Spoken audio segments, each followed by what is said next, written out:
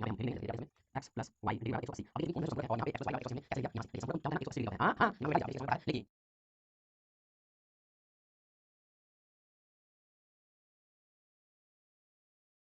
लेकिन करता है आप कुछ भी रख सकते हो। समीकरण 3 है यहाँ पे y बराबर 180।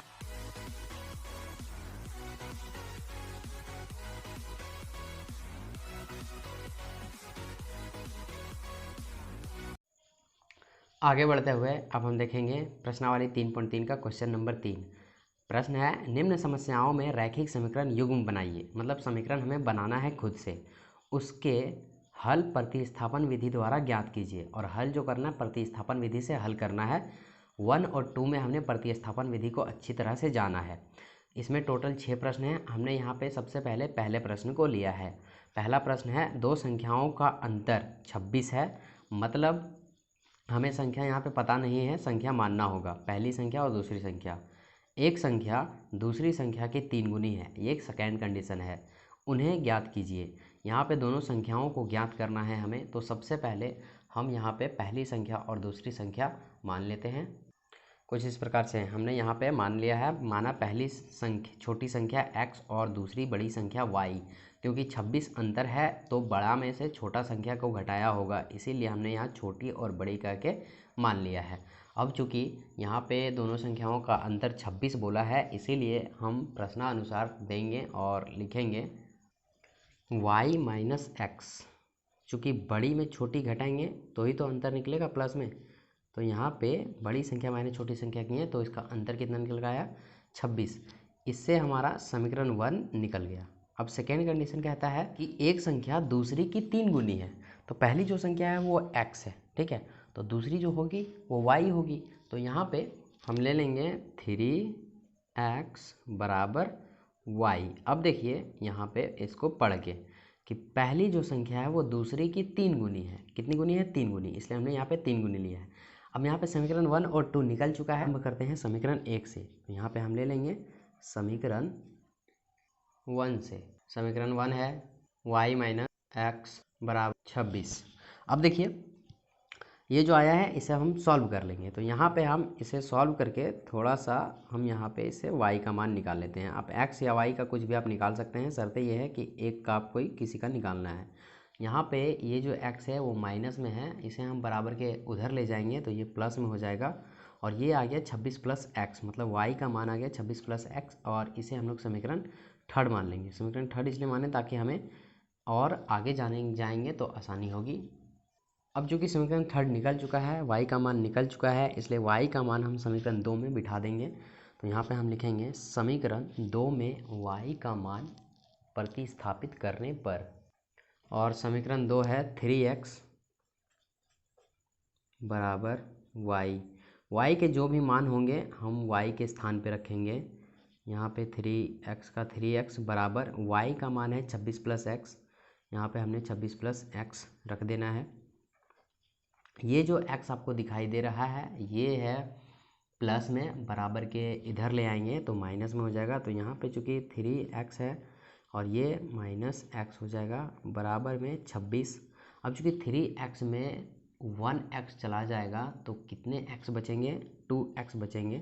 तो 2x इक्वल टू हम 26 लिखेंगे। अब चूँकि ये जो 2 आपको दिखाई दे रहा है ये गुना में है और बराबर के उधर जाएगा तो भागा में हो जाएगा। तो सिंपली हम क्या करेंगे, x बराबर 26 और बटा में हम 2 को ले आएंगे, वो भी कान पकड़ के। तो यहाँ पे x का मान निकल के आ रहा है 26 बटा 2। इसे जब हम भाग करेंगे तो x का मान आ जाएगा 13। हाँ, कटने के बाद मेरे भाई तो यहाँ पे x का मान 13 आ चुका है। अब चूँकि x का मान आ चुका है तो अब y का भी मान निकल जाएगा। अब हम किसी भी समीकरण में x का मान बिठा देंगे तो y का मान निकल जाएगा। तो हम यहाँ पे समीकरण थर्ड में बिठा देते हैं x का मान। तो यहाँ पे हम लिखेंगे समीकरण 3 में x का मान प्रतिस्थापित करने पर। समीकरण 3 है, हमने मेहनत करके निकाला है y बराबर 26 प्लस एक्स।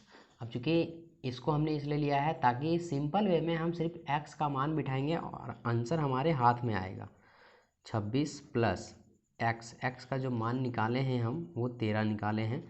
तो यहाँ पे y का मान दोनों को ऐड कर देंगे तो y का मान जो निकल के आएगा वो आएगा 39। कितना आएगा? 39। तो ये आ गया y का मान। अब चूंकि दोनों का मान निकल चुका है इसलिए हम यहाँ लिखेंगे अतः x बराबर 13 और y बराबर 39। तो ये हो गया हमारा आंसर। समझ में आई? अब चलते हैं इसी के दूसरे प्रश्न पे।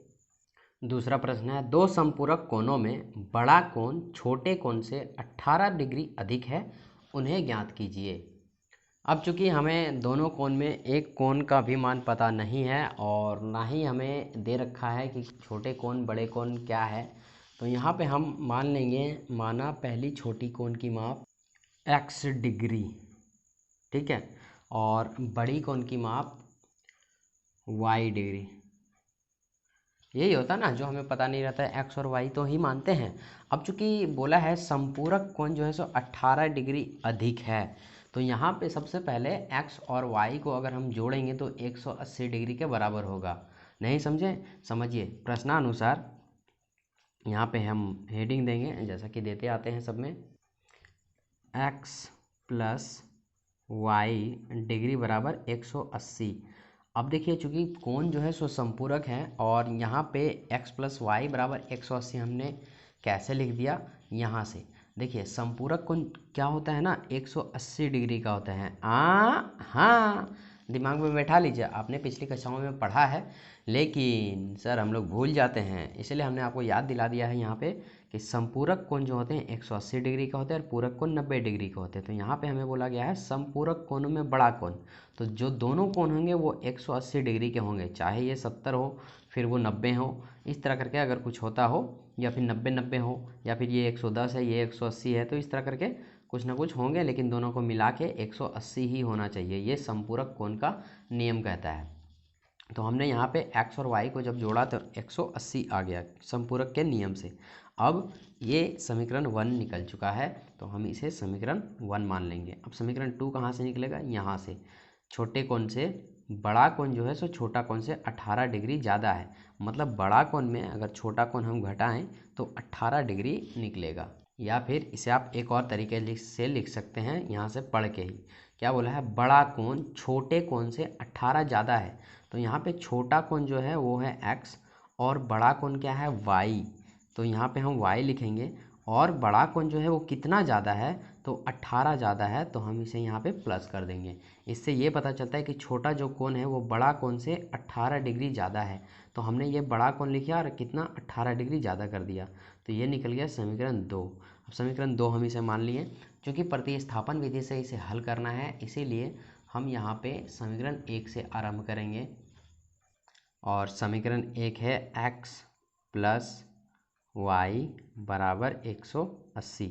अब चूँकि इसे हमें थोड़ा आगे हल करना होता है, आप यहाँ पे x का भी मान निकाल सकते हैं, y का भी मान निकाल सकते हैं, तो हम यहाँ पे y का ही मान निकालते हैं, y बराबर 180। और ये जो आपको x दिखाई दे रहा प्लस में, ये बराबर के इधर आएगा उड़ के, तो माइनस में हो जाएगा।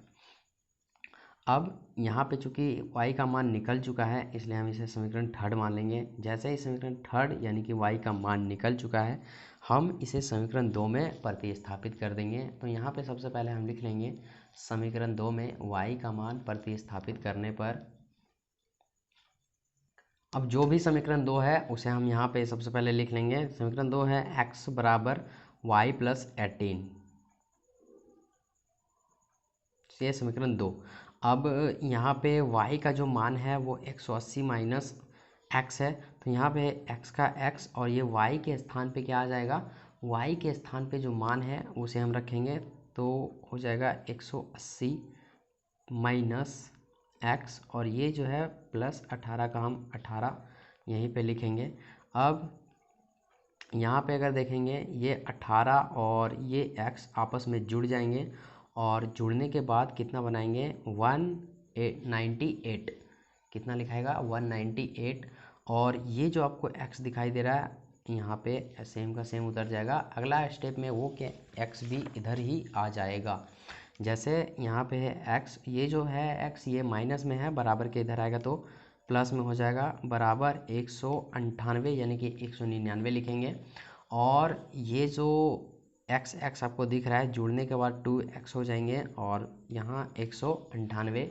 अब x जो बराबर है वो हम लिखेंगे 198। ये जो 2 है ये गुना में है, इसे हम भागा में ले आए तो बेहतर होगा, तो हमने इसे भागा में ले आया है। अब हम इसे कट करेंगे और देखेंगे कि कट करने के बाद कितना x का वैल्यू निकलता है। तो दुक्का पहाड़ा से ये कट जाएगा, 2 9 में 18 एक और एक बच जाएगा, 2 9 में 18 2 9 में 18, यानी कि x का जो मान निकला फाइनल वो निकला 99। अब चूँकि x का मान निकल चुका है इसीलिए अब हमें y का मान निकालना है। तो y का मान निकालने के लिए सिंपल सा है, x का मान अगर थर्ड में हम इसमें बिठा दें तो y का मान हमारा तुरंत निकल जाएगा। तो यहाँ पे हम लिखेंगे समीकरण 3 में x का मान रखने पर या फिर प्रतिस्थापित करने पर, आपके ऊपर डिपेंड करता है, आप कुछ भी रख सकते हो। समीकरण 3 है यहाँ पे y बराबर 180 माइनस एक्स। अब चूँकि x का जो मान निकल के आया है वो आया है 99, तो 180 में 99 को ख़त्म करना होगा, 99 सब्ट्रैक्ट करना होगा, घटाना होगा। तो यहाँ पे 0 में 9 गया, 1 बचा। अब यहाँ पे चूँकि 17 बचा है और 17 में 9 जाएगा तो 8, यानी कि ये हो जाएगा 81। अब चूँकि यहाँ पे y का भी मान निकल चुका है, अब चूँकि x और y का भी मान निकल चुका है तो यहाँ पे हम लिखेंगे अतः, और दोनों के साथ में आंसर शो कर देंगे। x बराबर 99 और y बराबर 81, और इस प्रकार से 99 और 81 वह दोनों कोण हैं जो संपूरक हैं। आप इन्हें ऐड करके देखिएगा तो 180 ही आएगा। हाँ, आप इन्हें ऐड करके देख लीजिए। तो बताइए दोस्तों कैसा लगा वीडियो पसंद आता है तो लाइक कर दीजिए, दोस्तों के साथ शेयर कर दीजिए। एक बात हाँ, अगर आपको अच्छा लगा है तो ही चैनल सब्सक्राइब कीजिए, वरना आप चैनल छोड़ के अभी जा सकते हैं।